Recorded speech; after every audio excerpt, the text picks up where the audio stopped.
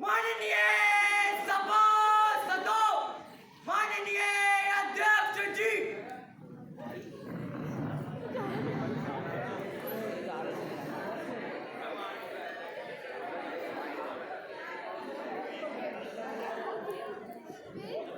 Honorable members, a very good morning to all. I welcome you in the 37th Regional Youth Parliament session. I hope this session will be fruitful. We will begin with the first item in our list of business, which is oath or affirmation. Secretary General, please.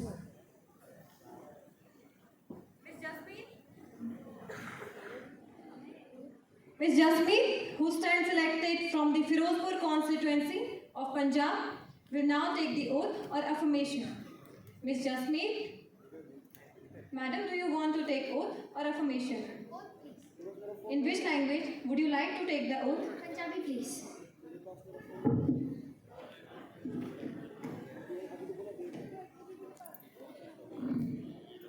मैं जसमीत ईश्वर दी सौ खांदी हाँ कि मैं विधि द्वारा स्थापित भारत के संविधान के प्रति सच्ची श्रद्धा ਅਤੇ ਨਿਸ਼ਠਾ ਰੱਖਾਂਗੀ कि मैं भारत की प्रभुता ਅਤੇ अखंडता ਨੂੰ बरकरार ਰੱਖਾਂਗੀ ਅਤੇ जो कर्तव्य ਮੈਨੂੰ सौंपਿਆ ਜਾਵੇਗਾ ਉਸ ਨੂੰ ਵਫਾਦਾਰੀ ਨਾਲ ਨਿਭਾਵਾਂਗੀ।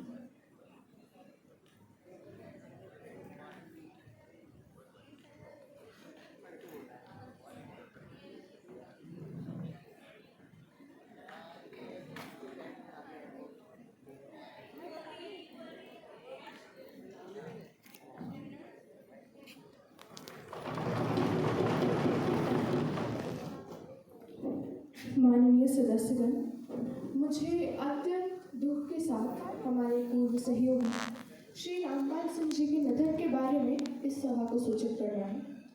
वे उत्तर प्रदेश के अलीगढ़ निर्वाचन क्षेत्र से 9वीं लोकसभा के सदस्य थे। इससे पहले वे 1980 से 89 तक राज्यसभा के सदस्य भी रहे। श्री रामपाल सिंह जी ने केंद्रीय संसदीय कार्य व पर्यटन मंत्री के रूप में भी अपनी सेवाएं दी। श्री रामपाल सिंह जी का निधन 79 वर्ष की आयु में 5 अगस्त 2025 को नई दिल्ली में हुआ। माननीय प्रधानमंत्री,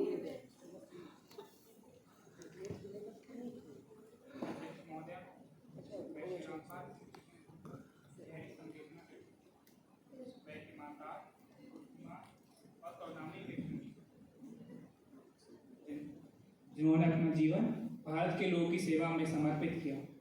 वह भारत के एक सच्चे सपूत थे जिन्होंने भारत के लोगों के हितों को आगे बढ़ाने के लिए अथक प्रयास किए। माननीय नेता विपक्ष, Honorable Speaker Madam, I'm deeply saddened by the demise of Sri Rampal Singh Ji. His contribution to the growth and development of India is immeasurable, and his legacy will continue to inspire the generations to come. He will be remembered for his rich contribution towards public service and social justice. Honorable Madam, I'd like to include myself and the opposition in sending our condolences to the bereaved family. the House may stand in silence for a while to express our deep sorrow.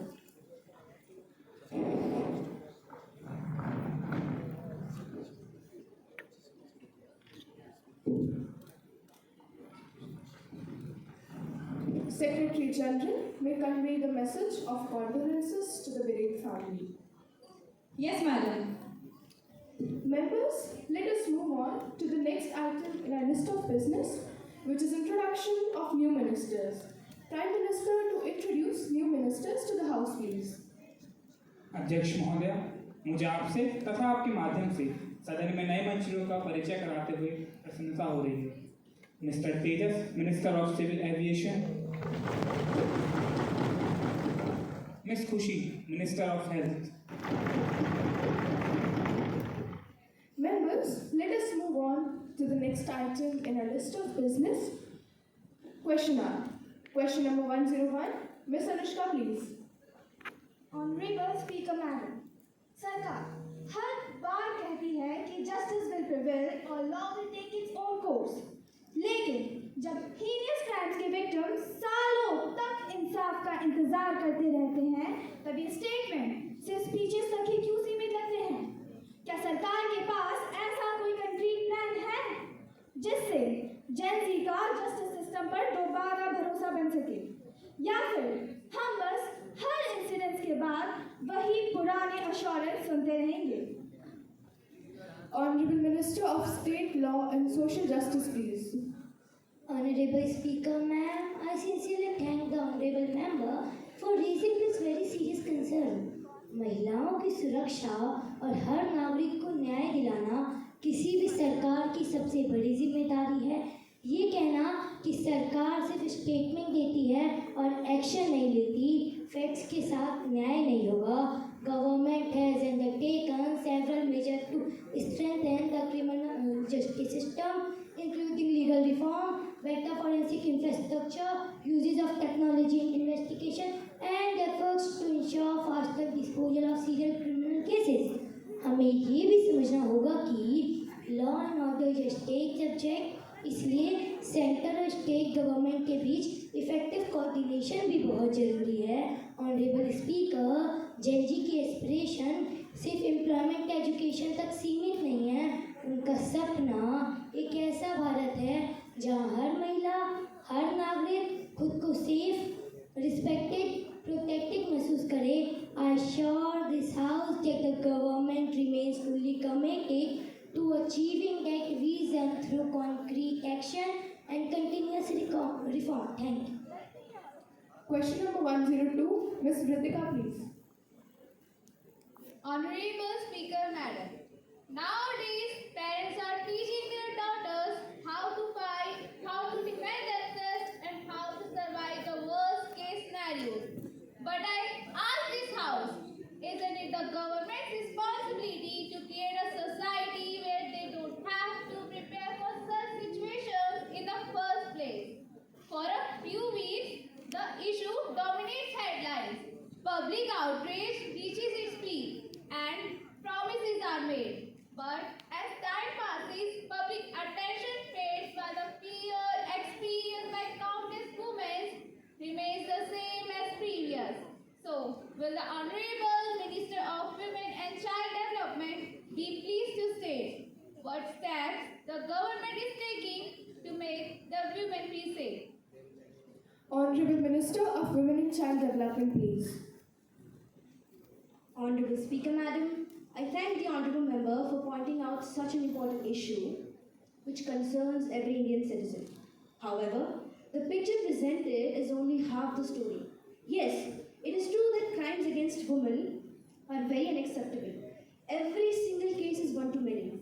But to suggest that the government is sitting idle doing nothing would be misleading, because we have expanded fast-track special courts. Emergency response systems have been strengthened. The Nirbhaya Fund, for example, has financed safer public infrastructure. Technology is being used to improve surveillance. As the saying goes, लड़ाई खत्म होने में अभी बहुत समय है, but कम से कम लड़ाई शुरू तो हो गई है. The fight is far from over, but at least it is being fought. Thank you. Any supplementary questions? Mr. Avashya, please. Honorable Speaker, if the fight is really being fought, then why does every woman still think twice before stepping outside after the sunset? Is safety becoming a privilege instead of a right? Honorable Minister, please. Honorable Speaker Madam, safety is something that cannot be achieved by the government alone. It stands on a lot of things. For example, speedy courts, community awareness, responsible media, which is a very important part, education institutions, and the most important of them all are the citizens themselves.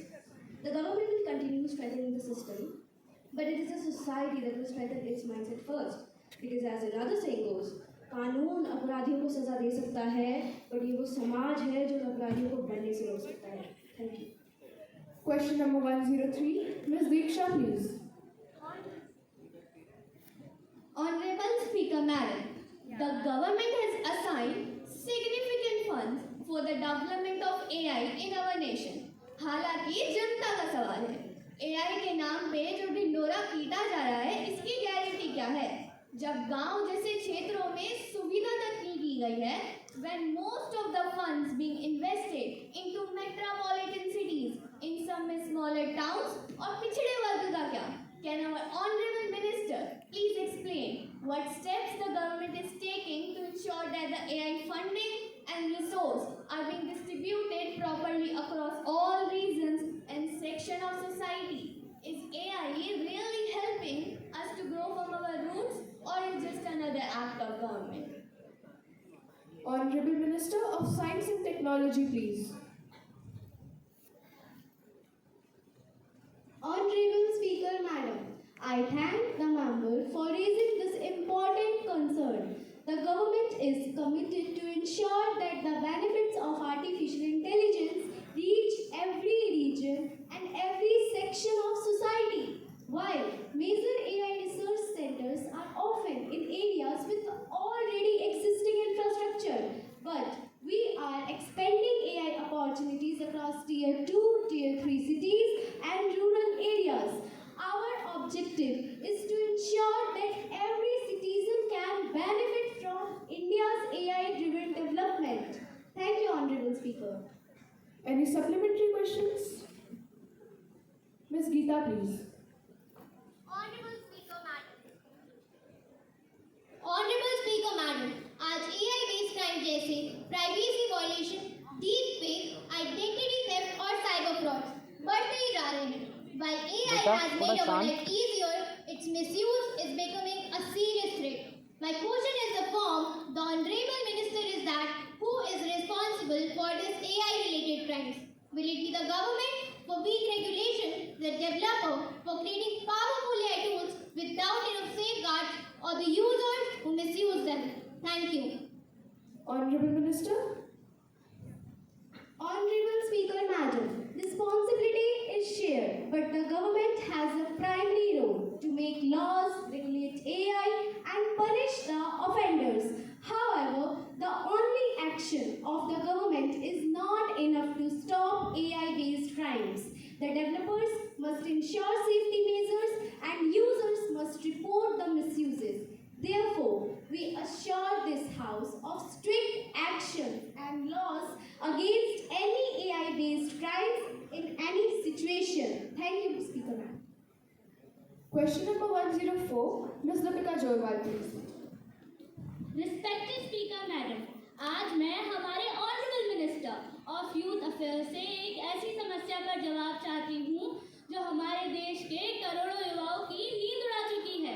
Madam, मंत्री जी बड़े बड़े वादे करते हैं digital India, smart youth, पर हकीकत क्या है? आजकल के युवाओं के पास 5G डाटा तो है, लेकिन सुबह उठने के लिए कोई मोटिवेशन नहीं है. देश के युवा सुबह के 3 बजे तक डूम स्क्रॉलिंग कर रहे हैं. क्या सरकार के पास ऐसी कोई स्कीम या पॉलिसी है जो हमारे देश के युवाओं को रील्स के दलदल से निकालकर रियल लाइफ में एक्टिव बनाए? मंत्री जी, सोशल मीडिया पर फॉलोअर्स तो मिलियंस में हैं, पर ग्राउंड लेवल पर फिजिकल फिटनेस जीरो है. इस पर सरकार का क्या नेशनल एक्शन प्लान है? Honorable Minister of Youth Affairs, please. Honorable Speaker Madam, first of all, I would like to thank my respected colleague from the opposition for raising such an important issue. However, the MP said that today's youth stays awake till 3 a.m. watching reels. No cap, but I think someone knows this routine a little too well because someone has been doom scrolling themselves till 3 a.m. Speaker Madam, jokes apart, but digital addiction is a serious concern. But while the opposition is busy yapping about the problem, our government is committed to deliver solutions. Let me say this respectfully. Thinking that criticism alone will solve the problem is a delusion, and action is the only solution. Through Fit India Movement 2.0, we are promoting digital detox, sports, fitness to encourage a healthier lifestyle. Through Yuva Youth Engagement Hubs, we are opportunities in entrepreneurship, skill development, innovation, community service. And that's a real win for India's youth. Thank you. Any supplementary questions? Miss Vaishnavi, please. माननीय अध्यक्ष महोदया, मंत्री जी अभी भी गोलमोल जवाब दे रही हैं। उनके जवाब सुनने में अच्छे लगते हैं, लेकिन ग्राउंड रियलिटी पर कुछ और ही दिखाई देता है। आज भी जेनजी का एक बड़ा हिस्सा रात के 3 बजे तक रील स्क्रॉल करने में लगा रहता है। मेरा प्रश्न यह है कि अगर स्थिति आज भी यही है, तो सरकार की योजनाओं का असर जमीन पर कब दिखाई देगा? Honorable Minister, please. मैडम, मैं एमपीजी से कहना चाहूँगी, रील्स देखना और बनाना गलत नहीं है, पर जब तक देश का युवा स्क्रॉल करेगा, देश आगे कैसे बढ़ेगा? और हम अपने युवाओं को व्यूअर्स की तरह नहीं, लीडर्स और क्रिएटर्स बना रहे हैं। Thank you. Question number 105. Miss Suhani, please. माननीय अध्यक्ष महोदया, दक्षिण पूर्व हरियाणा, दक्षिण पश्चिम राजस्थान, दक्षिण पूर्व पंजाब तथा उत्तर प्रदेश, मध्य प्रदेश एवं राजस्थान के सीमावर्ती क्षेत्रों के किसान लंबे समय से सिंचाई की गंभीर समस्या का सामना कर रहे हैं। माननीय मंत्री महोदया, यदि आपकी योजनाएं वास्तव में उतनी ही प्रभावी होती जितना उनका प्रचार है, तो आज यह प्रश्न पूछने की आवश्यकता ही न पड़ती। I would say promises do not irrigate fields, actions do. इसलिए मैं माननीय कृषि मंत्री जी से जानना चाहूंगी कि इस समस्या के समाधान के लिए सरकार की कार्य योजना क्या है? Honorable Minister of Agriculture, please. माननीय अध्यक्ष महोदया, मैं माननीय सदस्य द्वारा पूछे गए इस प्रश्न के लिए उनका धन्यवाद करती हूँ। माननीय सदस्य ने योजनाओं के प्रचार की बात कही। मैं केवल इतना कहना चाहूंगी कि the success of any government scheme is not measured by it's publicity but by it's implementation and the impact it creates on the ground. सरकार प्रधानमंत्री कृषि सिंचाई योजना के माध्यम से हर खेत को पानी, ड्रिप सिंचाई और जल संरक्षण को बढ़ावा दे रही है। अब तक कई सिंचाई परियोजनाएं पूरी की जा चुकी है और लाखों किसान इसका लाभ उठा चुके हैं। भविष्य में सरकार का लक्ष्य है कि हर किसान तक पर्याप्त सिंचाई सुविधा पहुंचे। Any supplementary questions? Miss Kiran, please. माननीय अध्यक्ष महोदया, माननीय मंत्री ने योजनाओं की सफलता की बात कही। क्या सरकार यह बताएगी कि जिन क्षेत्रों तक आज भी सिंचाई की सुविधा नहीं पहुंची है, उनके लिए कोई निश्चित समय सीमा तय की गई है? Honorable Minister. माननीय अध्यक्ष महोदया, मैं माननीय सदस्य द्वारा पूछे गए पूरक प्रश्न के लिए उनका धन्यवाद करती हूँ। सरकार ने इस दिशा में स्पष्ट योजना बनाई है। जिन क्षेत्रों तक अभी सिंचाई की सुविधा पूरी तरह नहीं पहुंच पाई है, वहां चरणबद्ध तरीकों से कार्य किया जा रहा है। सरकार का उद्देश्य केवल समय सीमा तय करना नहीं, बल्कि हर किसान तक सिंचाई सुविधा प्रभावी ढंग से पहुंचाना है। Question number 106. Miss Siddhika, please. धन्यवाद अध्यक्ष महोदया।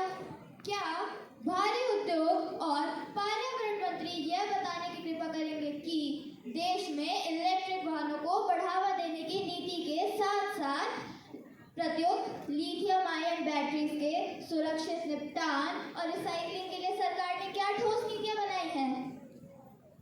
Honorable Minister of Environment, please. अध्यक्ष महोदय, माननीय सदस्य ने एक अत्यंत महत्वपूर्ण और दूरदर्शी विषय उठाया है। सरकार भारत को 2070 तक नेट जीरो बनाने के लिए पूरी तरह से प्रतिबद्ध है। हमने बैटरी कचरे को रोकने के लिए बैटरी वेस्ट मैनेजमेंट रूल 2022 लागू किए हैं। इसके तहत बैटरी निर्माताओं पर एक्सटेंडेड प्रोड्यूसर रिस्पॉन्सिबिलिटी अनिवार्य की गई है। इसके अंतर्गत बैटरी निर्माताओं को ही पुरानी बैटरियों का 90% तक रिसाइकलिंग सुनिश्चित करना होगा। भविष्य का भारत स्वच्छ भी होगा और सुरक्षित भी। Yes, Miss Arnika, please. Madam, a serious breach of privilege has been committed by the leading newspaper of New Delhi while commenting on the recommendations of the Public Account Committee. The paper has attributed dishonest motives, and I have requested you to allow me to raise a question on that matter now. Miss Arnika, have you given notice of it earlier? You may give a due notice along with a copy of newspaper. I should consider it. You're going to spring a surprise on me like this. I have already given notice of it at 10 a.m. today. It will be examined when it comes to me, and I'll let you know my decision. Yes, madam.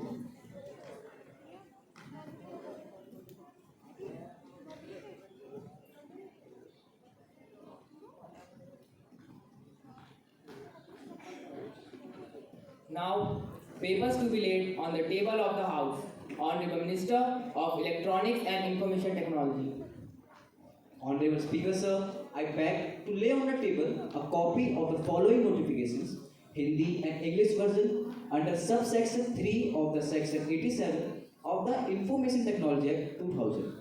The Information Technology Procedure and Safeguard for Interception, Monitoring and Decryption of Information Amendment Rules 2024, published on 26th of February 2024. Secretary General to report message from Upper Chamber of Youth Parliament. Sir, I have to report the following message received from the Secretary of the Upper Chamber of Youth Parliament. In accordance with the provisions of the rules of the procedure and conduct of business in the Upper House of Youth Parliament, I am directed to enclose a copy of the Indian Companies Amendment Bill 2026, which has been passed by the Upper Chamber of Youth Parliament at its sitting held on 1st August 2026. Secretary General to lay on the table a copy of the bill as passed by the Upper Chamber. Sir, I lay on the table of the House the copy of the Indian Companies Amendment Bill 2026 as passed by the Upper Chamber. Honorable members, I have to make an announcement. I am pleased to welcome, on behalf of the entire House, the Member of Parliamentary Delegation of USA, led by the Speaker of the House, Ms. Prakriti. Deputy Speaker, Mr. Sarthak. Member of Parliament, Mr. Adarsh. They are presently seated in the special box of the House. Their visit will further strengthen the parliamentary relation between India and USA. We wish them a happy and successful stay in India. Through them, we extend our warm greetings and best wishes to the members of Parliament of USA, the government of USA, and the friendly people there.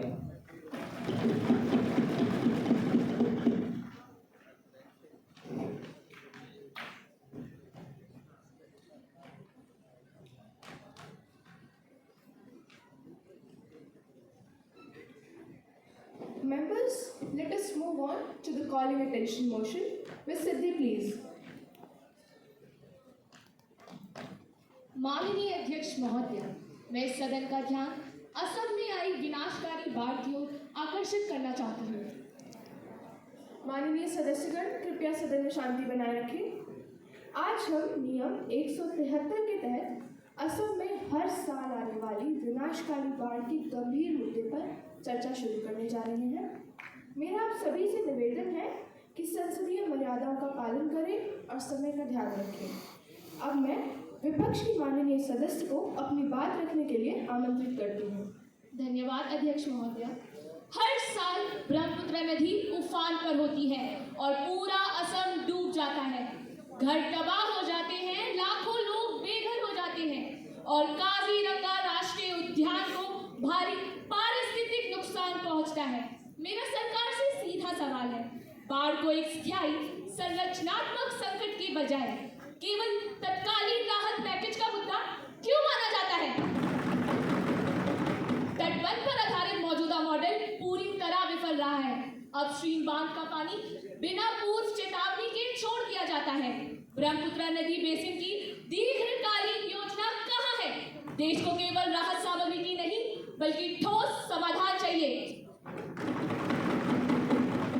माननीय गृह मंत्री, Respected Speaker Madam, एक तरफ सैलाब था, एक तरफ संघर्ष था, एक तरफ बेबसी थी, लेकिन दूसरी तरफ भारत था।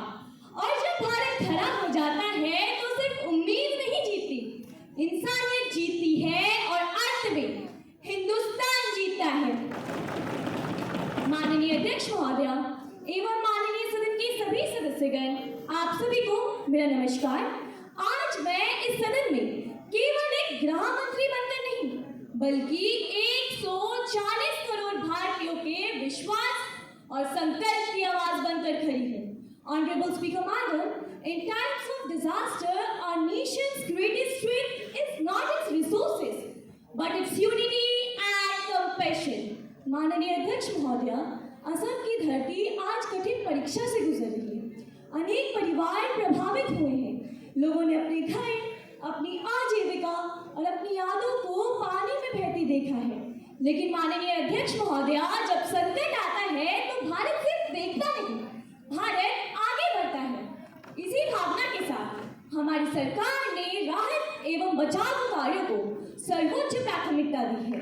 सबसे पहले एनडीआरएफ, एसडीआरएफ, आर्मी और एयरफोर्स की टीम्स को रेस्क्यू ऑपरेशंस के लिए डिप्लॉय किया गया। बोट्स और हेलीकॉप्टर्स की मदद से हजारों लोगों को सेफ प्लेसेस पर इवैक्यूएट किया गया।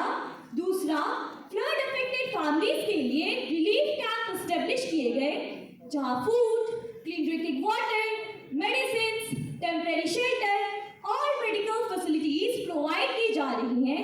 तीसरा, मिनिस्ट्री ऑफ होम अफेयर्स ने फ्लड हिट स्टेट्स के लिए लगभग 2118 करोड़ का एडवांस एसडीआरएफ फंड अप्रूव किया है, जिसे रिलीफ और रिहैबिलिटेशन के वर्क को और स्पीड दी जा सके।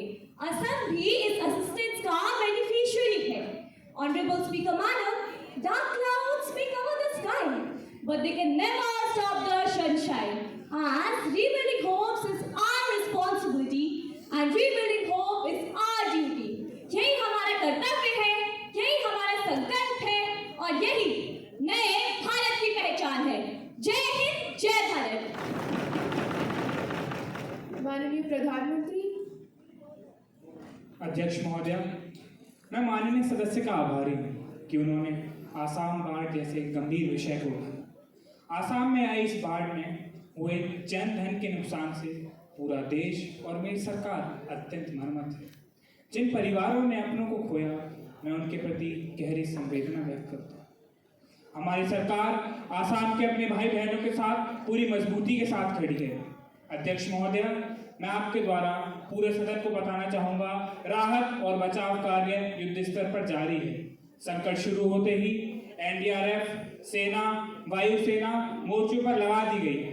लोगों को सुरक्षित स्थानों पर पहुंचाया जा रहा है और हेलीकॉप्टर की सहायता से राहत सामग्री भी बांटी जा रही है। जहां तक सवाल विषय पैकेज का है, राज्य सरकार को राहत कोष का पैसा पहले ही दिया जा चुका है। नुकसान का आकलन करने के लिए एक केंद्रीय टीम आसाम गई है। रिपोर्ट आते ही और धनराशि जारी की जाएगी। मैं आश्वस्त करता हूं कि कहीं पर भी धनराशि की कमी नहीं होने दी जाएगी। अध्यक्ष महोदय, हमारी सरकार इस समस्या के स्थायी समाधान के लिए ब्रह्मपुत्र नदी की गाद निकालना और north east water management authority को तेजी से बनाने पर काम कर रही है। मैं आपके माध्यम से आसाम की जनता और सदन दोनों को विश्वास दिलाता हूं कि इस मुश्किल की घड़ी में केंद्र सरकार कोई कोर कसर नहीं छोड़ेगी। धन्यवाद। यस, मिस आकृति प्लीज। आदरणीय अध्यक्ष महोदय, मैं नियम 56 के तहत आज सदन के सभी सूचीबद्ध कार्यों को स्थगित करते हुए देश के अत्यंत महत्वपूर्ण और सार्वजनिक विषय यानी पेट्रोल में 20% एथेनॉल मिलाने पर चर्चा करने का प्रस्ताव पेश करने की अनुमति चाहता हूं। माननीय सदस्य, मुझे आपके स्थगन प्रस्ताव का नोटिस प्राप्त हुआ जिसमें पर्याप्त सदस्य के हस्ताक्षर हैं। क्या आप संक्षेप में बता सकती हैं कि इस विषय पर चर्चा करना इतना आवश्यक क्यों है? अध्यक्ष जी, यह इसलिए जरूरी है क्योंकि हमारे देश में एक भ्रम की स्थिति बनी हुई है और इस भ्रम को नष्ट करना हमारा कर्तव्य है। यह मामला सीधा आम जनता के भविष्य से जुड़ा है। यदि इस पर चर्चा नहीं की गई तो स्थिति और भी बिगड़ सकती है। इसलिए सदन का इस गंभीर मुद्दे पर तुरंत चर्चा करना आवश्यक है। माननीय सदस्य के तर्कों को ध्यान में रखते हुए मैं इस स्थगन प्रस्ताव को स्वीकार करती हूँ। सदन की नियमित कार्यवाही स्थगित की जाती है और अब इस विषय पर चर्चा शुरू की जाती है। धन्यवाद अध्यक्ष जी। वादों से अगर देश बदल जाता तो हर मंच पर एक नया इतिहास बन जाता। बातों से नहीं, कामों से पहचान होती है और यही एक लोकतंत्र की असली शान होती है। अध्यक्ष महोदया, सरकार बड़े बड़े होर्डिंग्स लगाकर ढिंढोरा पीट रही है कि हमने पेट्रोल में 20% एथेनॉल मिला दिया है, लेकिन सच तो यह है कि जनता को पेट्रोल के दाम पर गन्ने का रस बेचा जा रहा है। वो कहते हैं ना, टंकी में डला एथेनॉल, सोचा देश बचाएंगे। माइलेज जब आधा हुआ तब किस मुंह से मुस्कुराएंगे। इंजन रोता है वर्कशॉप पर, मैकेनिक बजाता है ताल। जनता पूछ रही है, साहब ये पेट्रोल है या गन्ने का माल। अध्यक्ष महोदया, पुरानी गाड़ियों के इंजन में इंजन कोरोजन हो रहा है। माइलेज 10 से 15% तक गिर चुका है और फ्यूल लाइन्स की रबड़ कट रही है। इस पर मेरा यह सवाल पूछना अनिवार्य है कि सरकार जनता का पैसा बचा रही है या वर्कशॉप वालों का बिजनेस बढ़ा रही है। Honourable minister of petroleum please. अध्यक्ष महोदय, विपक्ष के पास ना डेटा है ना विजन, बस तंज कसने के लिए 2 लाइन की कविता है। विपक्ष को हर अच्छी बात में दिखती है बस खामी। इंपोर्ट बिल घटा दिया, बढ़ी किसान की आमदनी। ना एक गन्ने का मजाक है ना हवा में दांव है। विदेशी तेल का पसीना छूटा, अब शशक हमारा गांव है। अध्यक्ष जी, तथ्य सुनिए। एथेनॉल ब्रांडिंग से हमने देश का लगभग 1 लाख करोड़ रुपए का क्रूड ऑयल इंपोर्ट बिल बचाया है। यही पैसा हमारे देश के शुगरकेन और ग्रेन फार्मर्स के खातों में भिजवाया गया। रही बात इंजन की, E10 और E20 मटेरियल कॉम्पिटिबल गाड़ियां 2023 से मार्केट में अनिवार्य की जा चुकी है। हम ग्रीन एनर्जी और नेट जीरो इमिशन की तरफ बढ़ रहे हैं और विपक्ष चाहता है कि हम हमेशा खाड़ी देशों के तेल पर निर्भर है। नहीं, आज का भारत पीछे नहीं रहेगा और विपक्ष अफवाहों में आकर देश के विकास की गति में ब्रेक लगा रहा है। नया भारत सहन नहीं करेगा कि विकास की गति में हमें कोई पीछे ले जाए। ऐसा नाम स्वयं करेंगे और ना किसी और को करने देंगे। Miss Diksha please. अध्यक्ष महोदया, एथेनॉल बनाने के लिए बड़े पैमाने पर गन्ने की खेती और चावल का इस्तेमाल किया जा रहा है। एक तरफ देश में जल संकट है और दूसरी तरफ खाद्य सुरक्षा का सवाल। क्या सरकार गाड़ियों का पेट भरने के लिए इंसानों के निवाले और देश के भूजल को खतरे में नहीं डाल रही है? ये कैसी प्रगति है? ये कैसा विकास है? माननीय मंत्री। अध्यक्ष जी, विपक्ष का यह सवाल पूरी तरह से पुरानी और अधूरी जानकारी पर आधारित है। सरकार सिर्फ फर्स्ट जनरेशन एथेनॉल पर निर्भर नहीं है। हमने तेजी से सेकंड जनरेशन और थर्ड जनरेशन एथेनॉल प्लांट स्थापित किए हैं। Second generation ethanol agricultural waste जैसे पराली, बांस और खराब अनाज से तैयार किया जाता है और इसका सीधा फायदा यह है कि उत्तर भारत में पराली जलने की समस्या कम हुई है और दिल्ली NCR का प्रदूषण घटा है और किसानों को बेकार पराली से कमाई हो रही है। इसलिए देश की फूड सिक्योरिटी पूरी तरह सुरक्षित है। अध्यक्ष महोदया, एथेनॉल का उत्पादन खर्च पेट्रोल की तुलना में काफी कम होता है। जब आप पेट्रोल में 20% तक सस्ता एथेनॉल मिला रहे हैं, तो पेट्रोल पंपों पर उसका डायरेक्ट प्राइस बेनिफिट आम उत्पादनों को क्यों नहीं दिया जा रहा? पेट्रोल आज भी 100 रुपए आसपास क्यों बिक रहे हैं? Honourable minister. अध्यक्ष जी, इस अर्थशास्त्र को समझना बहुत आसान है। एथेनॉल ब्लेंडिंग से जो आर्थिक बचत होती है, उसका एक बड़ा हिस्सा देश भर में बायोफ्यूल सप्लाई चेन और स्टोरेज इंफ्रास्ट्रक्चर बनाने में रीइन्वेस्ट किया जा रहा है। जब इंटरनेशनल मार्केट में कच्चे तेलों की कीमत आसमान छूती है, जैसे $90 से $100 प्रति बैरल, तब भी भारत सरकार ने एथेनॉल घरेलू पेट्रोल का स्टेबलाइज रखा और जनता को महंगाई का बोझ नहीं बढ़ने दिया। अध्यक्ष महोदय, माननीय सदस्य इस अर्थशास्त्र को अच्छी तरह समझती है, परंतु उनकी मजबूरी है। अगर मैं इस नीति की बुराई नहीं करेंगी तो उनकी पार्टी लाइन में लाइन हो जाएगी। Honorable members, we shall now begin the discussion on the historic Constitution Amendment and Delimitation Linkage Bill. This bill proposes an overall expanding of Lok Sabha to 850 seats and fast-tracking 33% women's quota by decoupling it from the delayed decade census. Now, I call upon the First Minister from the Treasury bench to initiate the debate. Ms. Arna, please. Respected Speaker, Madam, today I rise not just to introduce a bill but to make history. 27 साल तक इस bill पर सिर्फ चर्चा हुई लेकिन फैसला नहीं। अब समय है कि प्रतीक्षा नहीं परिवर्तन हो। Madam Speaker, in the first Lok Sabha, there were only 22 women MPs. Today, in the 18th Lok Sabha, we stand at 75. That is just 13.8% of the House. क्या यह उस देश के लिए पर्याप्त है जहां महिलाएं हर क्षेत्र में नेतृत्व कर रही हैं? नहीं, बिल्कुल नहीं। This bill amends Article 81, expands the Lok Sabha, modifying Article 334A and reserves 283 seats for women without reducing the seats available to men. Our friends opposite are worried about the delimitation linkage. They say, why link it? I tell them, if you buy a high-speed electric car, you must build the charging stations first.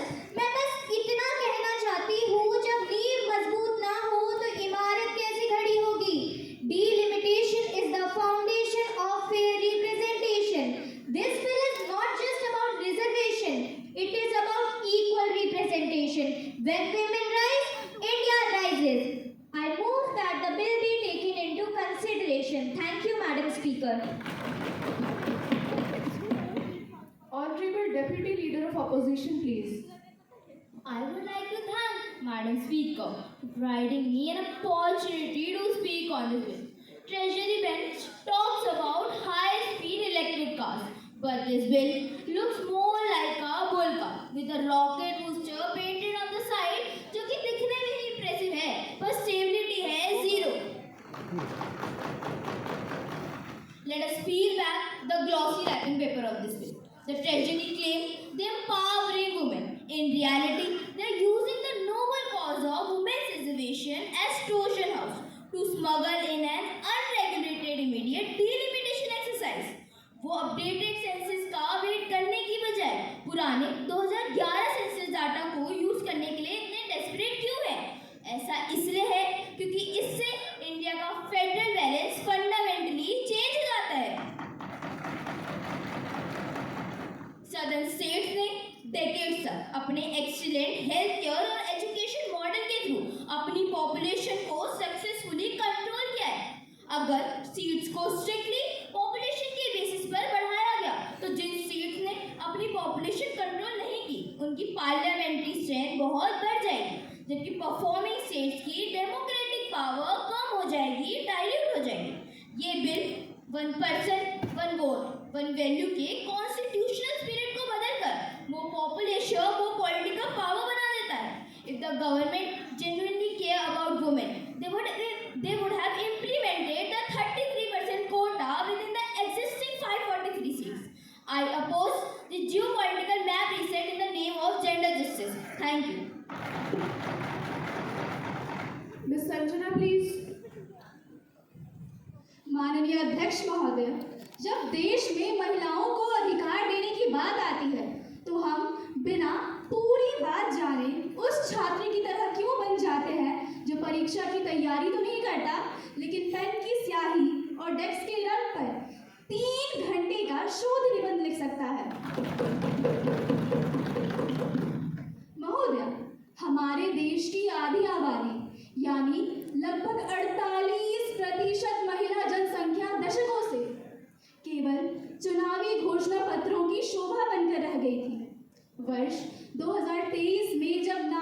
शक्ति बंधन अधिनियम पारित हुआ तब एक ऐतिहासिक नींव रखी गई, लेकिन उसे लागू करने के लिए सीटों का सीमांकन अनिवार्य है।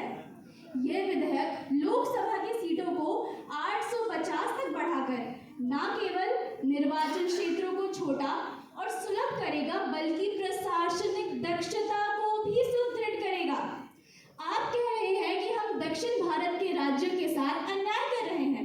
मैं स्पष्ट कर देना चाहती हूँ कि सीटों का यह विस्तार किसी भी राज्य की मौजूदा सीटों को घटाए बिना किया जा रहा है। आप एक नए मकान में अतिरिक्त कमरे बनवा रहे हैं, किसी का पुराना कमरा छीन नहीं रहे हैं। हमारे पास डेटा है। जब से पंचायती राज संस्थाओं में महिलाओं को 33 से 50% तक का आरक्षण मिला है, ग्रामीण भारत के विकास संकेतकों में 40% तक का सुधार देखा गया है। जब गांव की महिला मुखिया सड़क और स्कूल का नक्शा बदल सकती है, तो देश की संसद में बैठी महिलाएं राष्ट्र की तकदीर क्यों नहीं बदल सकती? अध्यक्ष जी, जैसा हमारे पूर्व प्रधानमंत्री श्री अटल बिहारी वाजपेयी जी ने कहा था, सरकारें आएंगी जाएंगी, पार्टियां बनेंगी बिगड़ेंगी, लेकिन यह देश रहना चाहिए, इस देश का लोकतंत्र अमर रहना चाहिए। मैं इसी भावना से आप सभी से विनती करती हूँ कि इस विधेयक को पारित किया जाए। यह समय राष्ट्र नीति का है। मैं इस विधेयक का पुरजोर समर्थन करती हूँ। धन्यवाद। Miss Rupal please. Madam speaker, इस बिल पर बोलने का अवसर देने के लिए आपका धन्यवाद। माननीय अध्यक्ष महोदय, अभी सत्ता पक्ष के मेरे मित्र बड़े भावुक होकर कमरों और मकानों का उदाहरण दे रहे थे। But let me remind this house, अगर नींव ही कमजोर हो तो 50 मंजिला इमारत का उद्घाटन करने से पहले तहखानों में दरारें देख लेनी चाहिए। यह बिल महिलाओं के सशक्तिकरण का दस्तावेज कब और अप्रोच फॉर द 2029 इलेक्शंस ज्यादा प्रतीत होता है।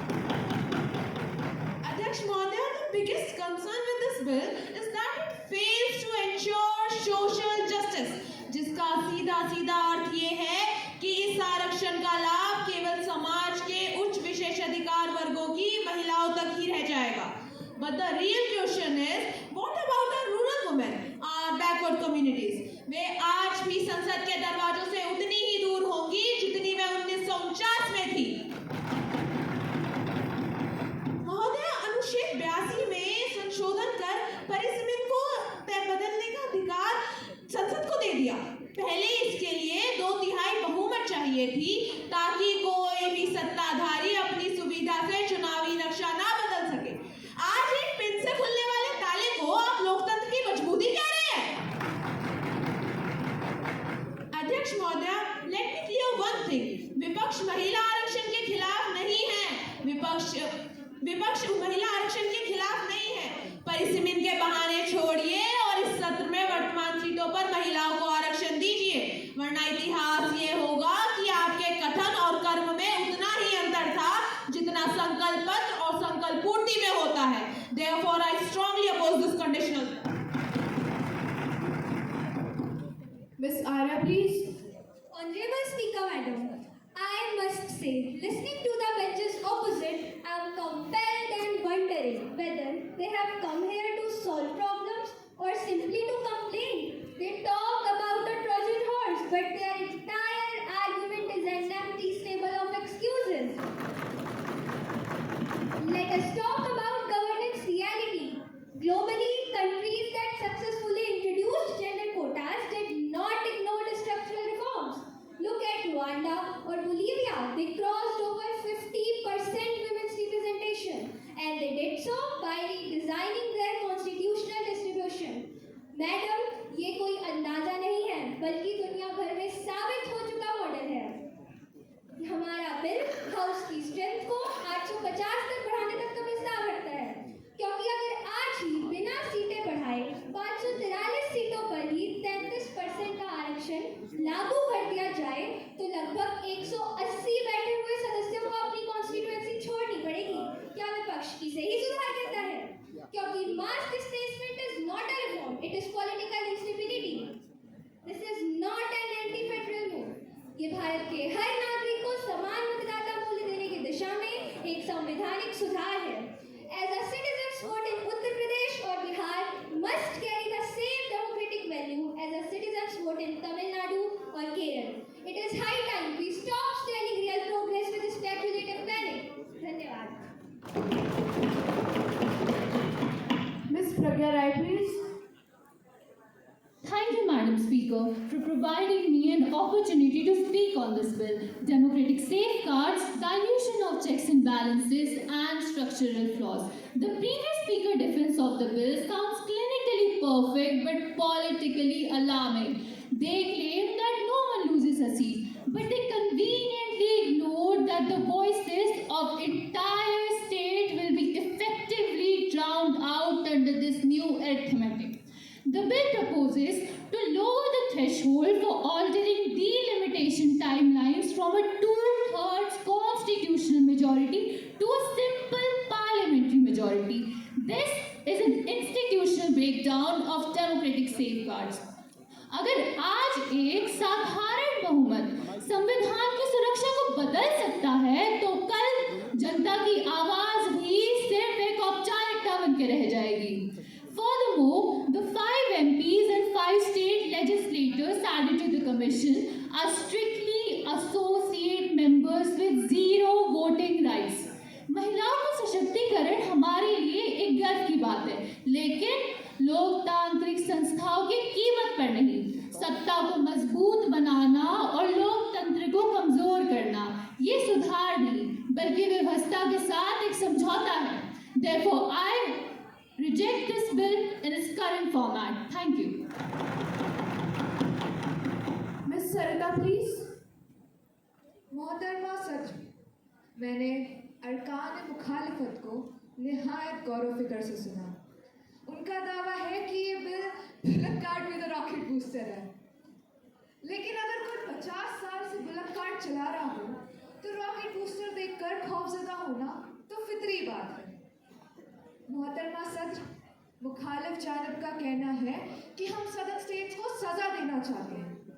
मेरा एक सादा सा सवाल है कि 1971 में जब डीलिमिटेशन फ्रीज हुई तब सदन स्टेट्स को कोई एतराज नहीं था. 1976 में जब फ्रीज को मजीद बढ़ाया गया तब फेडरल बैलेंस बिल्कुल महफूज था. और आज जब हम फ्रीज खत्म कर रहे हैं तो अचानक फेडरल बैलेंस खतरे में कैसे आ गया?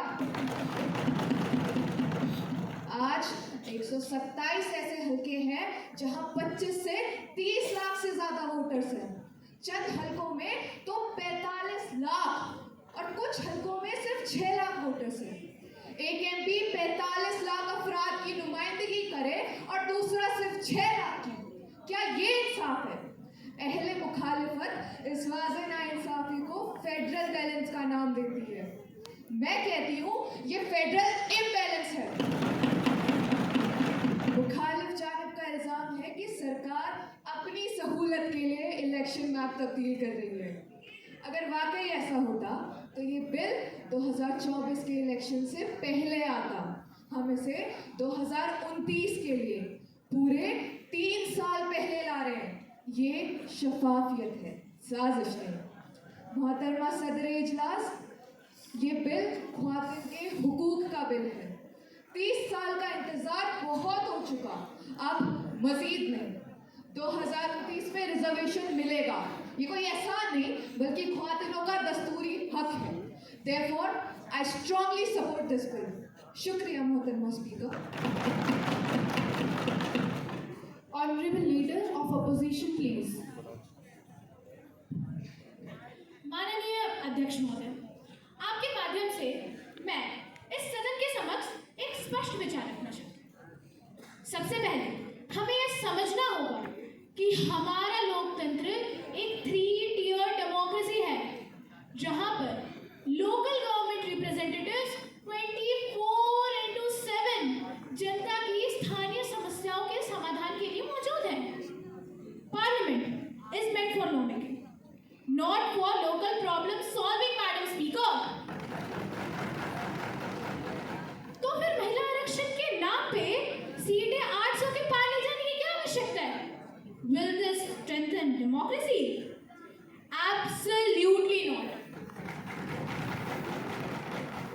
ना कानून बेहतर बनेंगे ना बहस की गुणवत्ता, बल्कि कई सांसद अपने पूरे कार्यकाल में एक बार भी बोलने का अवसर नहीं पाएंगे।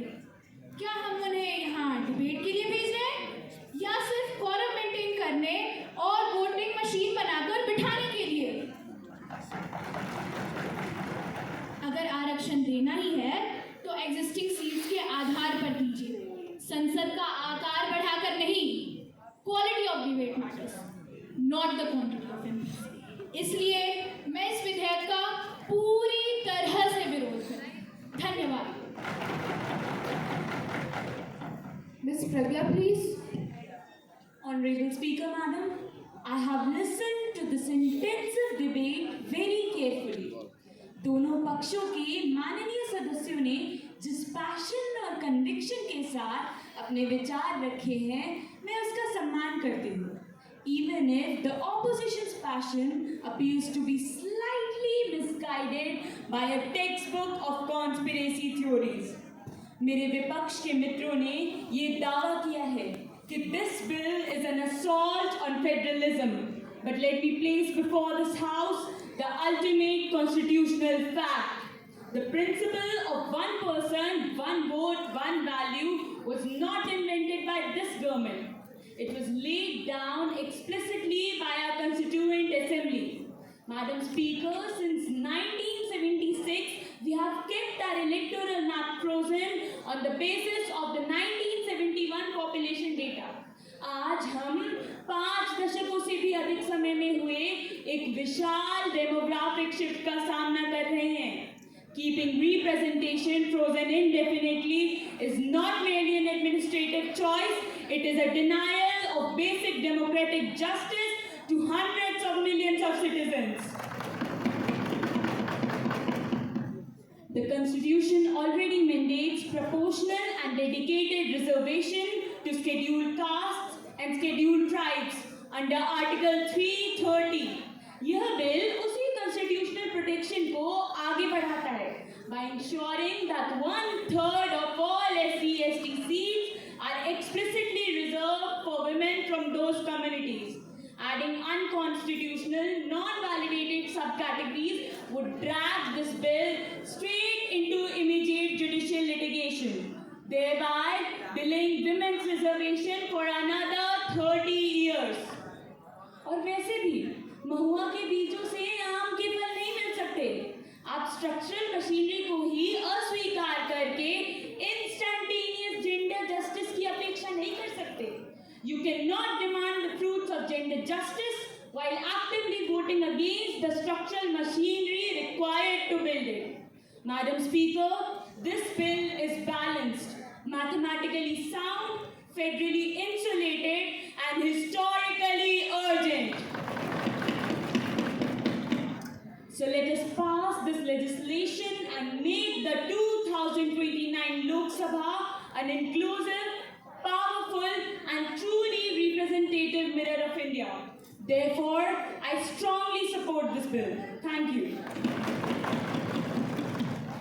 माननीय मंत्री महोदया, अब प्रस्ताव रखें कि संशोधित विधेयक पारित किया जाए.